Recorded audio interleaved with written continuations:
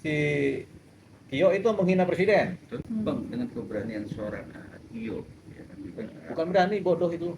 Jadi Tio sudah masuk dalam unsur pidana penghinaan. Jadi sebenarnya nggak ada reformasi jilid 2 itu. Karena apa? Ruang-ruang demokrasi sudah terbuka, negara sudah tertata dengan baik. Nggak ada lagi, apalagi mau direformasi. Reformasi kan reformatur, formatnya dirubah. Karena formatnya udah bagus ini tatanan demokrasi kita dengan undang-undangnya kan. Tinggal pelaksana-pelaksananya atau oknum-oknumnya kan. Nah, itu yang harus dipastikan. Tapi ada yang perlu direformasi satu lagi yaitu penegakan hukum. Khusus apa?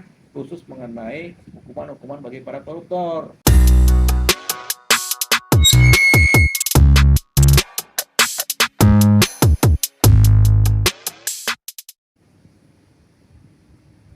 Oke, Bang, sedikit Bang, pro kontranya terkait kritikan seorang mantan atau yang pernah kuliah di UGM, yaitu Masih kuliah kali ya? Masih kuliah kan? Masih. Jurusan apa ya? Jurusannya lupa lagi apa. Kalau jurusan sudah cuma lulusan tahun 2025. Oh, udah lulus? Udah lulus. Oh, udah lulus ya? Terus dalam proses kritikan dia terkait si awalnya MDG Bang yang harus Ya. di stop dan Siapa namanya? Tio. Tio Ardianto. ya kan, dengan bergeser kritikan yang tidak menuju dengan kritikan kinerja seorang pemerintahan Prabowo, tapi lebih dominan mengkritik seorang presiden secara pribadi. Apa kritikannya ke presiden?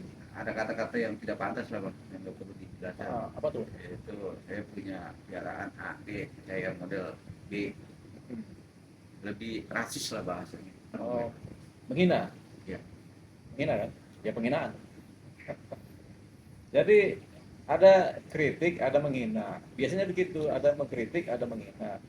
Mengkritik itu punya sentimen positif, punya sentimen negatif. Menghina itu sudah pasti negatif. Nah, hina, mengkritik itu nggak ada pasalnya, tapi menghina ada pasalnya dalam undang-undang KUHP ya. Nah, jadi kalau menghina itu ketika menyebut nama orang, kemudian diplesetin menjadi sesuatu yang bernilai negatif ya, atau bernilai jijik namanya tuh ya. Jadi itu dianggap sebagai menghina. Menyebut nama orang, misalnya nama ini diasosiasikan dengan binatang, itu menghina. Jadi sudah jelas menghina. Nah, penghina itu ada pasalnya, penghinaan. Gitu. Jadi pasalnya penghinaan kepada pribadi, begitu. Nah, sekarang siapa yang dihina? Jadi kita jelaskan aja bahwasanya si Tio itu menghina presiden, atau menghina pribadi seorang presiden, atau menghina seorang pribadi sebagai subjek hukum kan, yaitu Pak Prabowo Subianto kan. Jadi deliknya adalah penghinaan.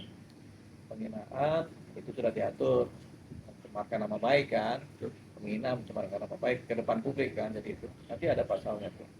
Nah, jadi sudah terpenuhi unsur penghinaan gitu.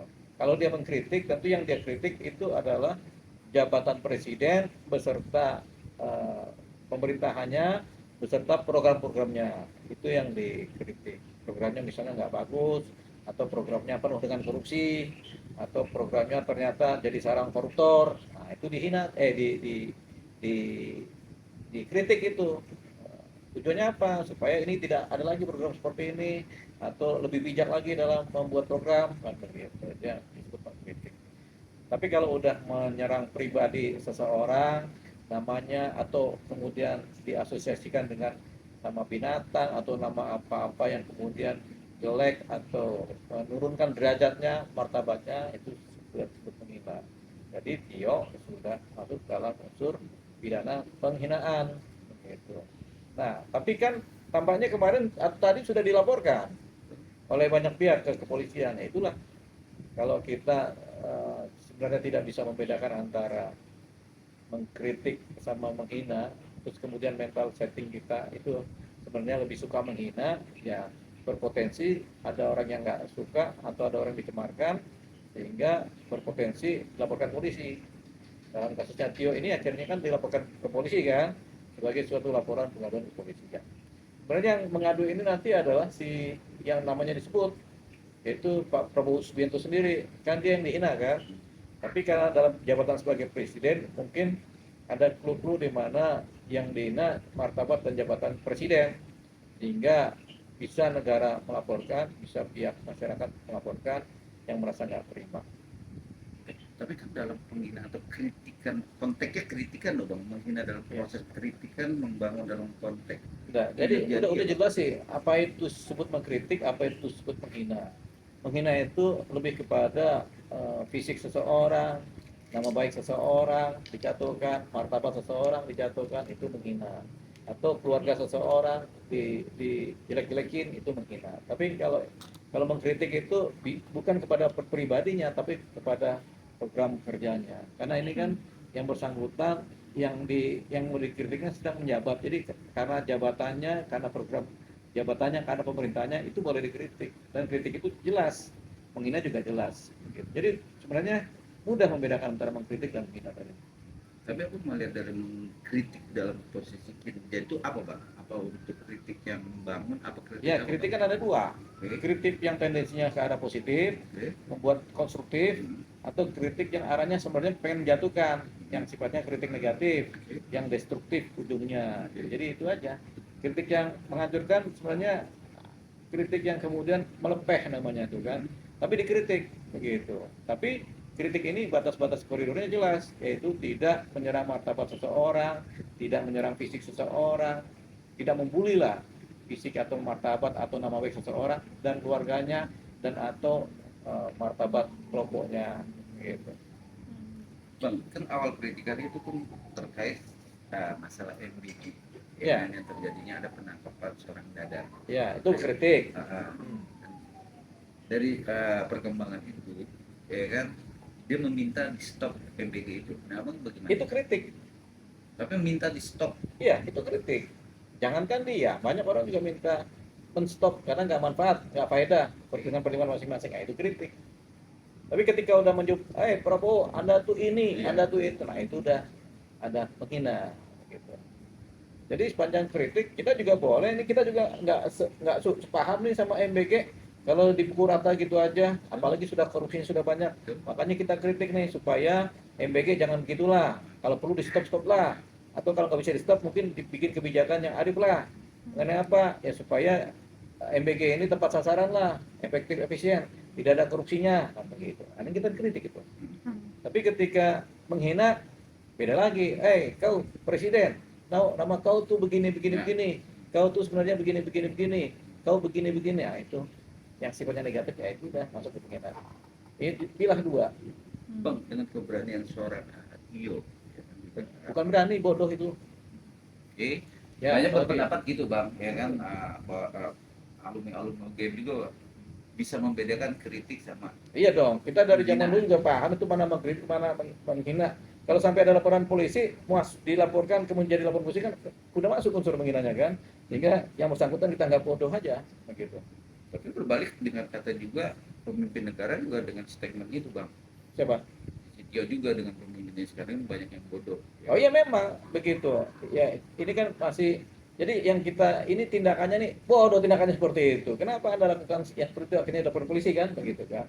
Seperti itu. Nah, dia menyampaikan kepada pejabat-pejabat bodoh juga sebenarnya kan masih dalam batas toleransi kalau nggak sebut nama kan. Kalau udah sebut nama juga udah masuk kepada penghinaan kan. Gitu. Jadi ada yang begini, beberapa penurunan derajat martabat seseorang itu ada yang memang faktual, tapi ada yang memang bukan faktanya begitu. Gitu. Misalnya, kau ini nggak pinter, kau bodoh. Memang faktanya nggak pinter nggak bodoh, begitu. Atau kau sebenarnya orangnya begini, gitu. Kalau faktanya begitu berarti kan nggak menghina kan. Tapi kalau orangnya nggak begitu terus direndahkan martabatnya, orangnya pinter tapi kemudian ternyata dibilang bodoh atau jelek atau apa. Tapi ini kan kalau itu masih ada batas-batas pikiran ya, batas-batas kerangka-kerangka berpikir, ukuran-ukurannya kan, pinter bodoh kan pakai ukuran, gitu. Jelek baik kan pakai ukuran. Tapi ketika udah menyebut seseorang dengan misalnya asosiasi dengan binatang, nah gitu kan, atau diasosiasikan dengan binatang, atau kemudian dikaitkan dengan hal yang buruk yang memang bukan faktanya, itu menghina. Oke. Tapi keberanian seorang bukan keberanian, kalau aku balik lagi itu orang bos ya kan. Iya. Tapi di belakang keberanian atau keberanian dia, apakah memang ada dorongan orang tertentu untuk Kalau afiliasi kita nggak pernah mendalami itu kan, afiliasi dengan orang di belakang layar kan. Mhm. Selalu dari zaman dulu, dari tahun 90-an, selalu setiap ada gerakan politik selalu punya patron di wilayah mahasiswa. Itu pada umumnya gitu. Jadi patron ke bawahnya itu mahasiswa yang disuruh di depan. Mereka ngasih ide-ide kan begitu. Kan selalu begitu dari zaman pergerakan zaman itu juga begitu. 98, tahun 66, tahun 74 itu selalu di belakang layarnya ada kelompok-kelompok politik yang bahasa bahasa umumnya tuh penunggangi gitu atau menjadi think tanknya kan begitu. Oke, Bang, ini kan Tio ini juga sempat mengatakan bahwasannya dia dipasang alat pelacak di mobil Ya, Fortuner itu dan katanya. ternyata benar. Jadi dia punya mobil Fortuner. Bukan, akhirnya mengakui itu bukan mobil dia. Mobil siapa itu? Katanya katanya itu dia dapat fasilitas, Pak. Oh ya, itu apalagi? Berarti kan sudah ada yang memfasilitasi kan? Karena mengingat adanya kemarin penyiraman air keras ke salah satu aktivis kemarin, Ya, jadi dia dia diberikan merasa Fortuner. Kenapa nggak dikasih tank aja buat jaga-jaga kan? Ya. Nah, ini Bang, menariknya adalah kalau misalnya kita lihat sudah ada kasih Kalau fasilitas, sudah seseorang dikasih fasilitas, itu artinya artinya, sudah terafiliasi, hmm, begitu. Jadi kalau dibilang, oh saya dikasih fasilitas sama si kelompok A, kelompok politik A, itu namanya sudah mhm. terafiliasi. Nah, kemarin kan muncul juga itu ada aliansi BEM Bersatu Ya, yang menyebutkan memang ada mantan purnawirawan TNI, ya, juga ada ya adiknya ya, adik ya, mantan purnawirawan ya, TNI yang adiknya itu memiliki mobil tersebut gitu ya, kan. Terus juga disinggung juga dari relawan atau pendukung Ganjar. ya, Nah, ini sampai juga menyebut ada Partai Merah juga gitu kan. Bahkan sampai menyebut juga untuk atas nama Roy Suryo CS. ya, Artinya apakah ini menurut Abang memang Tio ini sengaja dipersiapkan atau seperti apa, Bang? ya.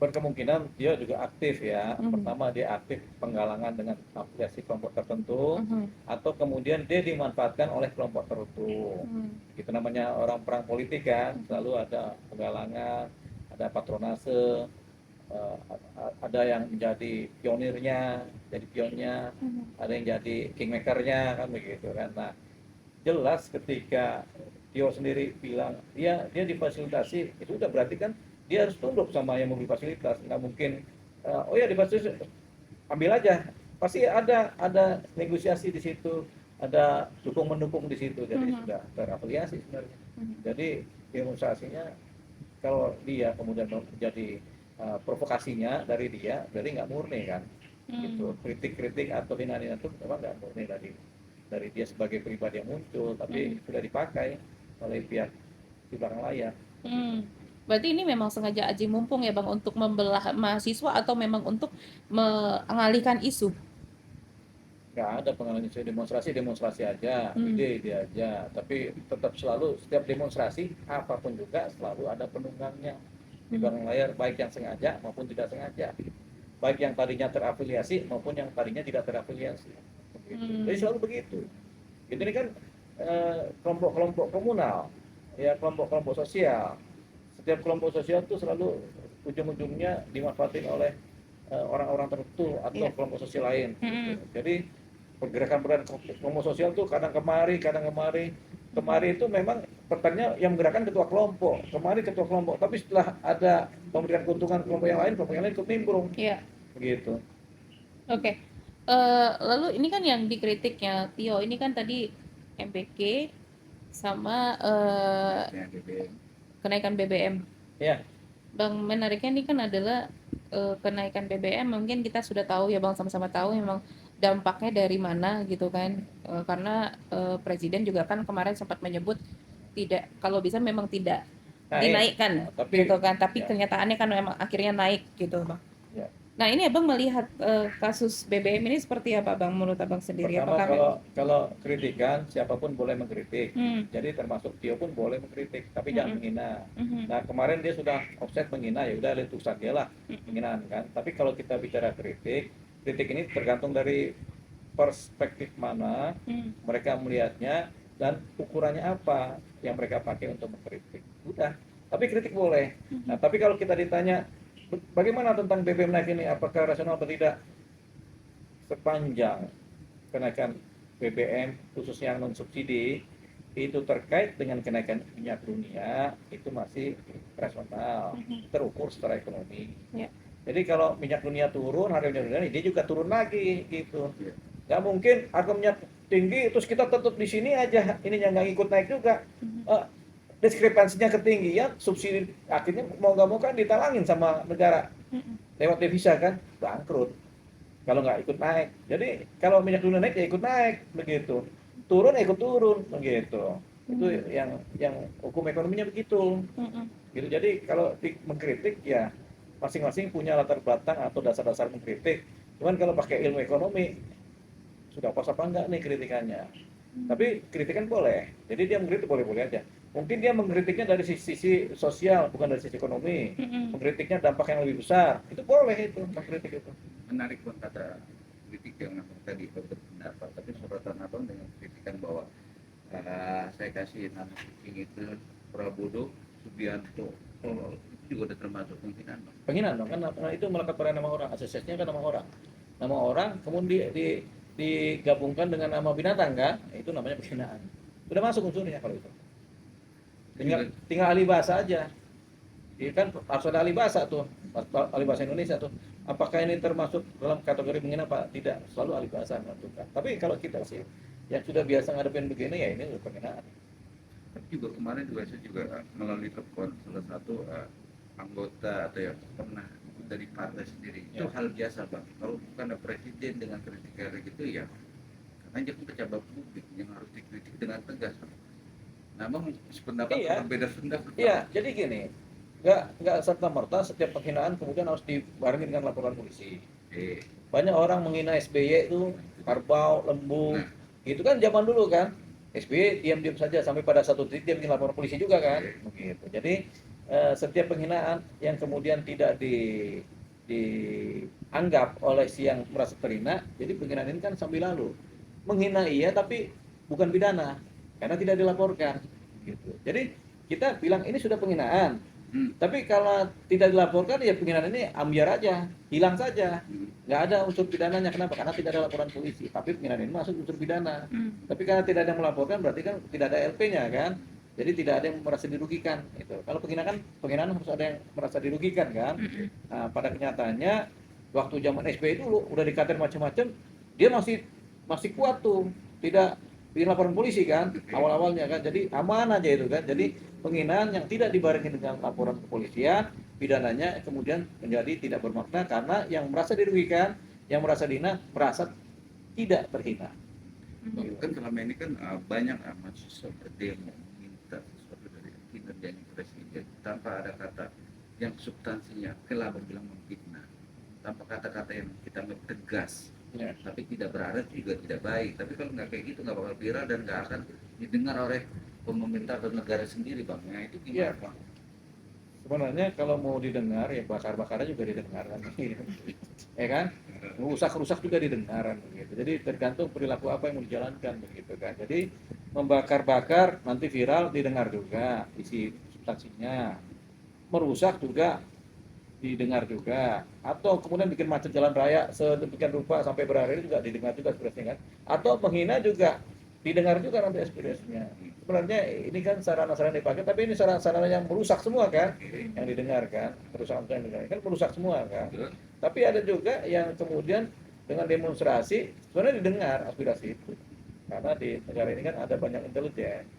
Apa aspirasinya, oh ini itu kan sampai ke atas itu, nyampe ke Baintelkam, nyampe ke BIN, dari Baintelkam dari BIN nyampe ke Kapolri, ini BIN langsung nyampe ke Presiden, kan tadi dibaca nih gejala-gejala apa nih, apa tuntutannya, kan didengar. Nggak mungkin tuntutannya didengar oleh pemerintah, didengar oleh masyarakat lewat media sosial kan, lewat televisi kan, jadi pasti didengar lah gitu. Cuman kan ada orang dengan penekanan ya, dengan cara merusak pagar jalan tol, kemudian membakar gardu tol, itu kan menghina, kan sama aja. Tapi semua yang sifatnya melanggar hukum kan harus dipidana. Khususnya merusak ini kan dipidana lewat laporan publik kan, menghina bisa dipidana lewat laporan pribadi orang yang merasa dirugikan. Nah, ini kalau Prabowo juga nggak merasa dirugikan walaupun dihina-hina juga, ini nggak bisa jadi perkara pidana, begitu. Cuma kan kita nggak tahu ternyata ada orang yang mewakili Prabowo melaporkan, tapi nanti dicek dulu Prabowo-nya sendiri terhina apa tidak. Hmm. Begitu. Kalau Prabowo-nya juga enggak, saya merasa terhina, ya laporannya itu buat apaan itu? Oke. Karena ini kan delik aduan ini kan. Tapi memang Pak Prabowo juga sudah berstatement itu. Sudah? Untuk berstatement itu, Ah. dalam konteks bukan berarti melapor atau dihina, tapi dia malah untuk menjaga seorang Tio dari ancaman-ancaman. Kata siapa tuh? Kata Prabowo sendiri. Dengan cara? Ya menjaga seorang Tio itu untuk dari ancaman-ancaman lah bahasanya, karena kan dia sering diteror-teror gitu Bang. Ya kan kita nggak tahu diteror ini apa benar diteror apa enggak, kan kita nggak tahu juga. Disadap apa benar disadap apa enggak, atau memang sengaja dibikin rekayasa, kan kita nggak tahu. Segala sesuatu yang sifatnya fakta tapi kemudian belum dibuktikan asal usulnya atau motifnya, kita nggak bisa bilang ini apa. Jadi wah ini disadap nih, Itu dia. ya nggak gitu juga. Siapa tahu mereka bikin acting, kan mana kita tahu. Jadi kita nggak boleh kemudian karena mobilnya Fortuner ada alat sadapan, wah ini berbahaya nih, berarti dipantau-pantau. Emang zaman sekarang masih pakai begituan, sadapan model gitu? Kan tidak, sekarang handphonenya aja, handphone disedot itu kan, dia ada di mana kan dari handphonenya kelihatan tuh, oh dia ada di sini dari handphonenya. Oke. Gitu. Oke, Bang, tapi Abang melihat sendiri, si Tio ini kan sering banget menyuarakan tentang reformasi jilid 2. Abang kan sebagai alumni nih, Oh iya. aktivis tahun 98 nih, Bang. Gimana, Bang, menurut Abang? Apa Apakah reformasi? memang reformasi jilid 2 seperti tahun 98 akan terjadi lagi? Begini, ruang-ruang yang membuat reformasi itu adalah ruang-ruang di mana demokrasi terhambat. Hmm. Orang menyuarakan terhambat, orang nggak boleh bicara. Jadi orang minta reformasi karena mulutnya ditutup, nggak boleh bicara. Politiknya dicabut, nggak boleh berpolitik praktis. Oke. Mahasiswa nggak boleh keluar kampus. Jadi ruang-ruang demokrasi juga nggak ada. Nah, itu baru kita reformasi. Oke. Dari pola otoriter, dari pola konservatif ke pola yang demokratis. Nah sekarang kalau kita sudah demokratis, sekarang ini, terus apa yang mau direformasi kalau sistemnya juga udah bagus? Yang harus direformasi bukan sistemnya lagi, tapi oknum-oknumnya kalau masih ada tuh korupsi-korupsinya kan, itu yang. Tapi bukan dengan cara reformasi, ini dengan cara penegakan hukum. Jadi sebenarnya nggak ada reformasi jilid 2 itu. Karena apa? Ruang-ruang demokrasi sudah terbuka, negara sudah tertata dengan baik. Nggak ada lagi, apalagi mau direformasi. Reformasi kan reformatur, formatnya dirubah. Karena formatnya udah bagus ini tatanan demokrasi kita dengan undang-undangnya kan. Tinggal pelaksana-pelaksananya atau oknum-oknumnya kan. Nah itu yang harus dipastikan. Tapi ada yang perlu direformasi satu lagi, yaitu penegakan hukum. Khusus apa? Khusus mengenai hukuman-hukuman bagi para koruptor. Yang jangan rendah hukumannya 20 tahun atau hukuman mati, kan begitu, baru tercapai, atau minimal hukuman 20 tahun baru itu hilang tuh korupsinya. Itu yang harus direformasi. Itu kayak agak sulit ya, Bang? Makanya reformasi jilid 2 itu dalam konteks kita bernegara udah nggak ada lagi. Yang direformasi cuma parsialnya aja, segmen tertentu aja, misalnya penegakan hukum, nah itu direformasi, dijalankanlah itu. Tapi kan ini bisa disuarakan ke DPR langsung, ke Presiden langsung, nah itu. Ya, mendorong undang-undang untuk segera Ya. disahkan. Tapi Ya. kemarin kan Puan juga sudah ngomong, Bang, kalau misalnya undang-undang untuk perampasan aset untuk para koruptor itu tidak bisa juga disahkan tahun ini. Ya mungkin kebanyakan kerjaan kali Pak Puan sama anggota DPR-nya, jadi tahun depan deh, tahun ini kan kita udah pusing nih, libet gitu, libet sama undang-undang yang lain kan gitu. Tapi kan itu kan cuma tinggal tuntutan aja, nggak perlu reformasi, tuntut aja. Kalau yang perlu direformasi DPR-nya, kenapa males kan gitu, gimana supaya rajin kan gitu. Tapi sistematika dari kita bernegara sudah tepat sekarang ini, tinggal penegakan hukumnya aja yang harus direformasi. Jadi hitungannya boleh berkritik tapi jangan kebablasan, Bang.